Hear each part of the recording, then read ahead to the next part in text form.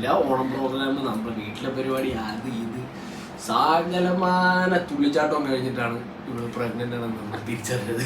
കാരണം അങ്ങനത്തെ ഛർദി, അതായത് എന്താ പറയാ, വെള്ളം കുടിച്ചാൽ വെള്ളം ഛർദിക്കും, അങ്ങനെയാണ്. ഞാൻ ഛർദിച്ച ആഴ്ചയിൽ ഒരു ദിവസം ബോധം കെട്ട് വിടും, എന്നിട്ട് ഇവിടുന്ന് അനന്തപുരി ഹോസ്പിറ്റലിൽ കൊണ്ടുപോയി രാത്രി മൊത്തം ട്രിപ്പ് ഇട്ട് അവിടെ കിടത്തും. അങ്ങനെ ഞങ്ങളൊരു 3 മാസം കഴിച്ചു കൂട്ടിയത് അല്ലേ. ഭയങ്കര ഹെവി ആയിരുന്നു. പക്ഷെ വേറൊരു കാര്യമുണ്ട്, ഛർദിച്ച കുട്ടി വർദ്ധിക്കുന്ന പറയാ.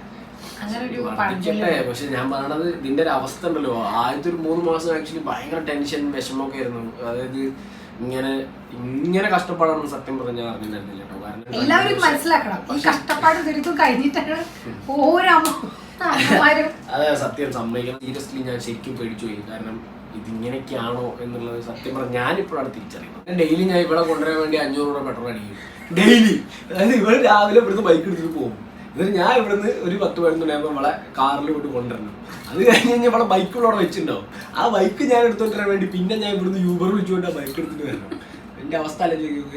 ഇങ്ങനെ നമ്മൾ ജോലിക്ക് പോയി തുടങ്ങിയപ്പോഴാണ് നമ്മൾ ശരി ജോലി റിസൈൻ ചെയ്യുന്നതാണ് നല്ലത് എന്ന് നമുക്ക് മനസ്സിലായത്.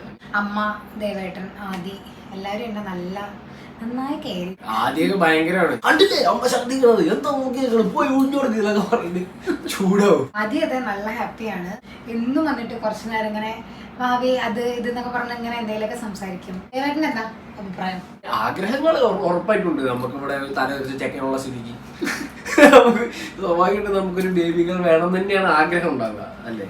പക്ഷെ അങ്ങനെ ബേബികൾ വന്നില്ലെങ്കിൽ ഞങ്ങൾക്ക് വേണ്ടാന്നുള്ള പ്ലാനില്ല. കിട്ടുക എന്താണെങ്കിലും കിട്ടുന്ന സന്തോഷമുള്ളൂ. എന്താ പറയാ, ബേബികളാവട്ടെ, പെൺകുട്ടി ആവട്ടെ എന്നൊക്കെ പറഞ്ഞ് കുറെ പേര് ഇങ്ങനെ നമ്മളോട് പ്രാർത്ഥന അറിയിക്കുന്നുണ്ട്. അതെന്താ പറയാ, അതൊന്നല്ല, അത് സംഭവം ശരീരം മാത്രമേ വളർന്നിട്ടുള്ളൂ, മനസ്സ് ഇപ്പോഴും വളർന്നിട്ടില്ല. ഞാനിപ്പോ അതാലോചിക്കണം, ഇനിയിപ്പോ ഒരു കുട്ടിയാക്കി ഞാൻ കുട്ടീനെ നോക്കണം, ആദീനെ നോക്കണം, ഏറ്റവും മൂത്ത ഈ കുട്ടീനെ നോക്കണം. എന്റെ കാര്യമാണ് കഷ്ടത്തിലാണ്. ഞാൻ ഇതിന്റെ അടുത്ത് വന്ന് വിളിക്കണം തൊട്ടിട്ടും എന്ത് കേട്ടു ഒരു കാര്യമില്ല. എന്റെ അടുത്ത് ഇതുവരെ എനിക്ക് യാതൊരു മൂവ്മെന്റും. ഇപ്പൊ 2 ദിവസം മുമ്പ് എന്തോ ഒരു ചെറിയ കിക്കൊക്കെ കിട്ടിയത്. നമ്മളിങ്ങനെ കുട്ടിയുടെ മൂവ്മെന്റ്സ് ഇങ്ങനെ അറിയും. ഹസ്ബൻഡ് വന്നു കഴിഞ്ഞ് നോക്കുമ്പോ കുട്ടി അനങ്ങാതെ ഇങ്ങനെ നിൽക്കുന്നു. പക്ഷെ കറക്റ്റ് അത് ആ ഒരു കെയറിങ്, ആ ഒരു സ്നേഹത്തിൽ അങ്ങനെ ഉറങ്ങി പോവോ. നമ്മുടെ വീഡിയോ കാണുന്ന ആൾക്കാരൊക്കെ നമ്മളോട് അത്ര സ്നേഹമുള്ള ജെന്യൂൻ ആയിട്ടുള്ള ആൾക്കാരാണ്. അപ്പൊ അവരുടെ എല്ലാവരും പ്രാർത്ഥന ഞങ്ങളുടെ കൂടെ ഉണ്ടാവുമെന്ന് വിശ്വസിക്കുന്നു. അച്ഛന്മാരാകുമ്പോ എല്ലാവരും ഇതൊക്കെ പ്രിപ്പയർ ആയിട്ടിരുന്നുള്ളൂ, എളുപ്പമില്ല. ഞാൻ നന്നായി കഴിച്ചിട്ടുണ്ട്. ഞാൻ മേടിക്കുന്നു കഴിക്കുന്നു, ആരോഗ്യം എന്തായാലും നന്നായി കാത്തു.